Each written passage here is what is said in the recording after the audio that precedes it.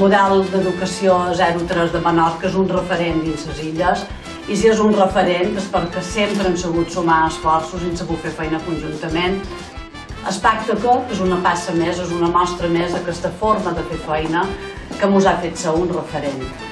I a més ara fem una passa més per ratllar d'equitat i per ratllar d'aquells infants i aquelles famílies que es troben en una situació d'especial desprotecció.